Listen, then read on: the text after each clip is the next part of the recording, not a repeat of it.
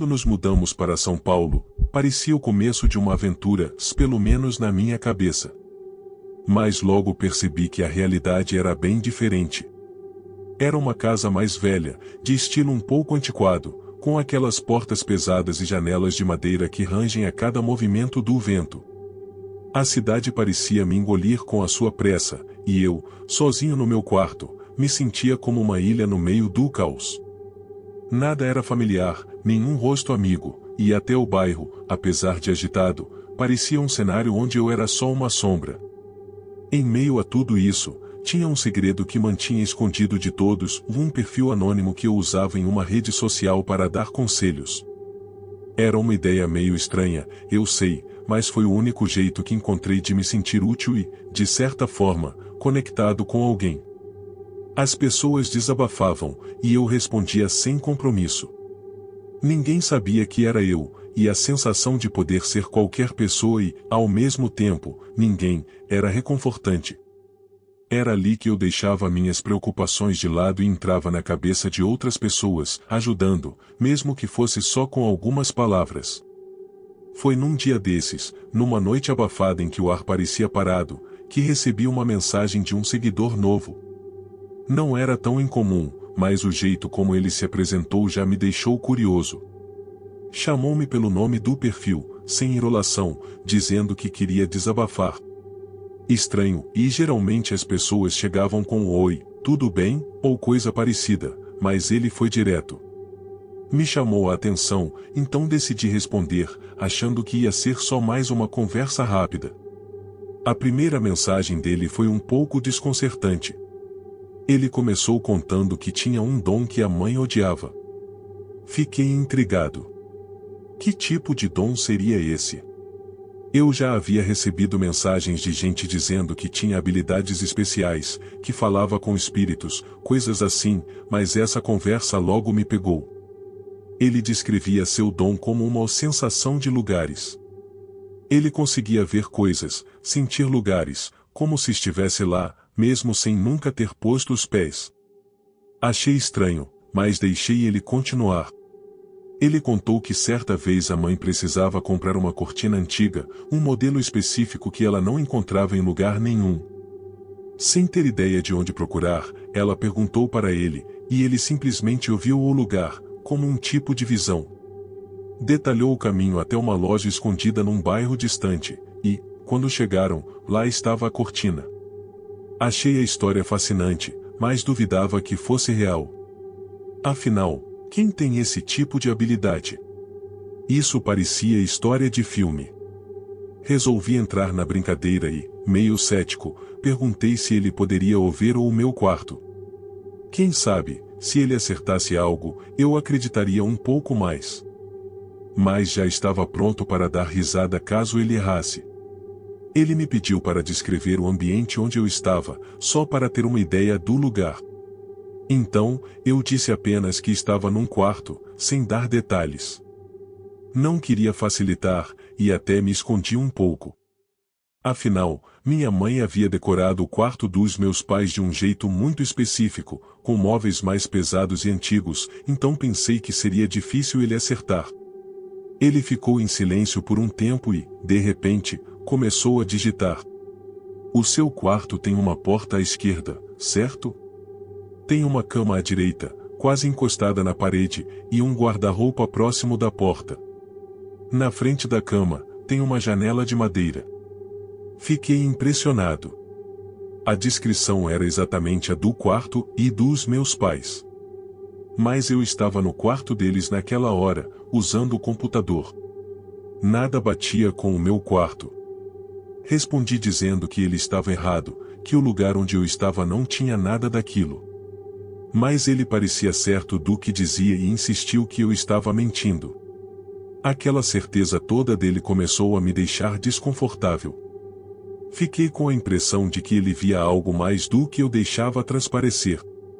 Então, que tal a sala? Perguntei, achando que ele ia se confundir. Nossa sala era um pouco peculiar, com 4 sofás formando um U, coisa que eu nunca tinha visto nas casas dos meus amigos. Quase ninguém decorava assim, então tinha certeza de que ele não ia acertar. Ele não demorou nada. Na sala, tem 4 sofás, dispostos em formato de U, e uma mesa de centro quadrada. Tem 3 portas, uma delas leva para o corredor. Também tem um ventilador de teto e um aquário num móvel escuro. Foi como se ele estivesse lá, vendo tudo com seus próprios olhos. Ele acertou cada detalhe. Meu coração deu uma acelerada. Tentei levar na brincadeira, mas senti um frio subindo pela espinha. Como ele podia saber? Não fazia sentido.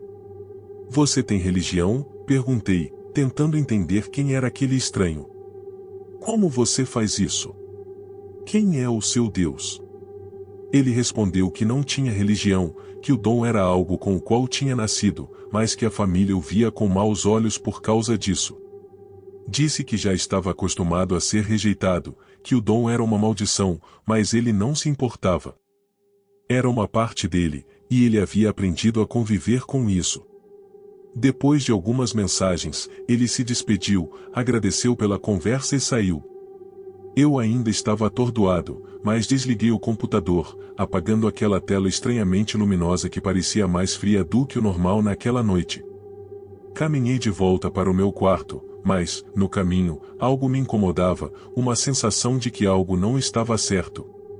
Era como se eu estivesse deixando algo para trás. Quando apaguei a luz e me deitei, minha mente começou a conectar os pontos. Os detalhes que ele descreveu do quarto, e não eram do meu, mas sim do quarto dos meus pais. Ele descreveu o lugar onde eu estava usando o computador. Fiquei arrepiado, cada cabelo do meu corpo eriçado com o pensamento.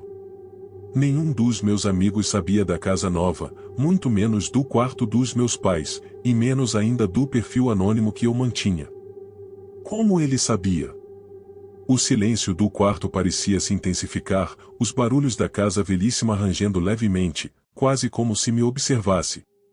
E então veio a brisa. Uma brisa gelada, improvável, que soprou pelo meu pescoço.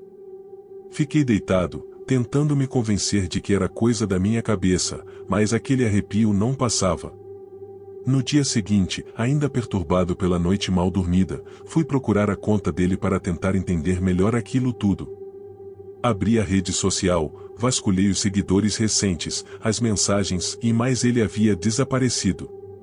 A conta não existia mais, como se ele nunca tivesse estado ali. Passei semanas pensando nisso, voltando àquela noite várias vezes. Às vezes me pego olhando para a sala ou para o quarto dos meus pais, tentando ver alguma pista, qualquer sinal que explique o que aconteceu. É um mistério que ainda me acompanha e que, de vez em quando, ainda faz aquele mesmo arrepio subir pela espinha, como se ele estivesse observando, de algum lugar distante e ou talvez não tão distante assim. Depois daquela noite, eu tentava, de alguma forma, seguir minha rotina, mas havia uma inquietação, uma sensação de que algo não tinha sido resolvido. Qualquer tentativa de ignorar o que aconteceu acabava sendo inútil. Cada vez que eu entrava na sala ou passava pelo quarto dos meus pais, uma pontada de medo surgia como um reflexo. Era como se o mistério estivesse impregnado em cada detalhe que ele havia descrito. No fundo, o desconforto vinha do fato de que eu não podia explicar aquilo, e a incerteza era insuportável. Passei a questionar minha sanidade, como se pudesse ter imaginado tudo aquilo. Em algumas noites, enquanto tentava dormir, repetia mentalmente a conversa, tentando encontrar alguma falha, algum ponto que justificasse tudo como uma coincidência absurda. Mas a perfeição dos detalhes me tirava o sono. Eu podia ver, em cada canto da sala, as descrições precisas que ele fez. O que mais me incomodava era a posição dos sofás. Ninguém, absolutamente ninguém, sabia sobre aquela disposição. Nem meus amigos mais próximos. E o aquário, o detalhe do aquário em cima daquele móvel de madeira escura, era preciso demais para ser coincidência. Para piorar, comecei a ter a sensação de que não estava sozinho. Os ruídos da casa, que antes eu ignorava, passaram a me causar calafrios. O piso estalava em horários estranhos, e às vezes um rangido prolongado vinha do teto, como se alguém andasse pelo sótão. Eu sabia que era impossível, pois ninguém mais morava ali além de mim e dos meus pais, mas ainda assim, eu sentia uma presença, algo sutil e perturbador. Alguns dias depois, enquanto estava na cozinha preparando um lanche tarde da noite, ouvi um barulho de passos leves vindo do corredor. Era um som que mal chegava aos meus ouvidos, mas mesmo assim consegui escutar. Congelei. A sensação de que alguém estava ali, observando, foi se intensificando até que o medo tomou conta de mim. Tentei respirar fundo e fingir que não havia nada de errado, que era apenas a casa rangendo por causa do vento, mas sabia que não era verdade. Corri para o quarto e me tranquei, sentindo o coração batendo tão forte que parecia ecoar no silêncio. A única coisa que me veio à mente foi o seguidor misterioso. Não consegui me conter e, apesar de saber que a conta estava desativada, fui direto para o computador. Vasculhei o histórico, abri cada conversa, mas a conta realmente havia desaparecido. Tentei buscá-la por outros caminhos, procurando qualquer rastro, mas não havia nada, como se ele nunca tivesse existido. Foi então que algo ainda mais estranho aconteceu. Enquanto navegava na rede social, a página começou a carregar sozinha, como se fosse uma falha do sistema. Senti uma tensão acumulada enquanto o site parecia paralisado por alguns segundos. De repente, uma notificação de nova mensagem apareceu. Fiquei paralisado, encarando a tela com o coração disparado, sem coragem de abrir. Afinal, como poderia ser ele? A conta estava desativada. Mas a curiosidade foi mais forte, e abri a mensagem. Por que você parou de responder? Dizia o texto, sem nome, sem foto, nada que identificasse o remetente. Só a pergunta, seca e direta, me encarando da tela. Senti o sangue gelar. Aquilo não fazia sentido, mas antes que eu pudesse responder, outra mensagem apareceu. Não era sua intenção me ignorar, era? Era uma provocação, quase como se ele estivesse rindo de mim. Senti uma mistura de raiva e medo, mas me controlei e digitei, tentando parecer o mais confiante possível. Quem é você? Como conseguiu me encontrar de novo? O cursor piscava enquanto eu esperava uma resposta, mas nada acontecia. Minutos se passaram, e a tela permaneceu imóvel. Cheguei a pensar que fosse algum tipo de vírus, uma falha no sistema, mas nada mais aconteceu. Depois de um tempo, fechei o computador, tentando acalmar os pensamentos. A noite foi longa e cheia de pesadelos. Eu vi a sala da casa escura, a disposição dos sofás, o aquário, tudo exatamente como ele havia descrito, mas com uma diferença: havia uma sombra sentada em um dos sofás. Tentei me aproximar, mas a sombra parecia se mover, escorregando pela escuridão como se não quisesse ser vista. Acordei suando, o corpo encharcado, como se tivesse corrido uma maratona. O medo era tão real que levei alguns segundos para perceber que estava em segurança, de volta ao meu quarto. No dia seguinte, minha paranoia só aumentou. Comecei a reparar em detalhes da casa que antes ignorava: o leve mofo nas bordas do papel de parede, o chão de madeira rangendo, as janelas que sempre pareciam fechadas, mas deixavam uma fresta por onde o vento passava. Cada som se tornava suspeito, e o silêncio parecia me sufocar. Meus pais começaram a notar minha inquietação, mas eu preferia não contar nada. Afinal, como poderia explicar? Eles achariam que eu estava ficando paranoico, ou que tinha algum problema. Voltei a entrar na rede social todos os dias, esperando encontrar mais uma mensagem, alguma coisa que provasse que não era loucura minha. Mas a conta continuava inativa, e aos poucos comecei a me convencer de que talvez tudo não passasse de um delírio. Decidi me focar na escola, sair mais, tentar conhecer pessoas novas no bairro, distrair a mente. No entanto, a sensação de que algo estava errado nunca foi embora.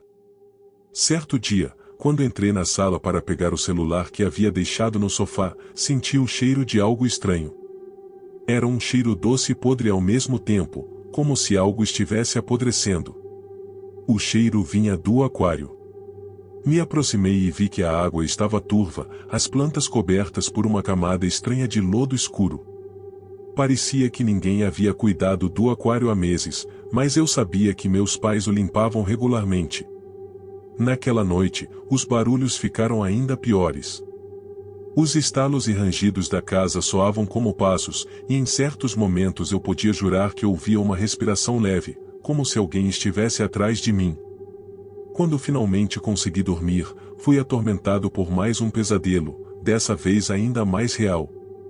A sombra que eu tinha visto na sala agora estava no meu quarto, ao pé da cama, apenas me observando. Seus olhos eram um vazio escuro, sem expressão, e tudo o que senti foi um medo profundo, incontrolável. Tentei gritar, mas minha voz parecia presa, sufocada dentro de mim. Na manhã seguinte, decidido a acabar com aquilo de uma vez por todas, fui à biblioteca da cidade procurar por qualquer coisa que pudesse explicar o que estava acontecendo.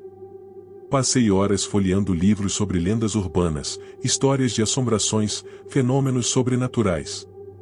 Encontrei referências a pessoas com dons psíquicos, algumas que conseguiam sentir lugares, mas nada que explicasse como alguém poderia entrar na vida de outra pessoa tão profundamente, a ponto de invadir até seus sonhos.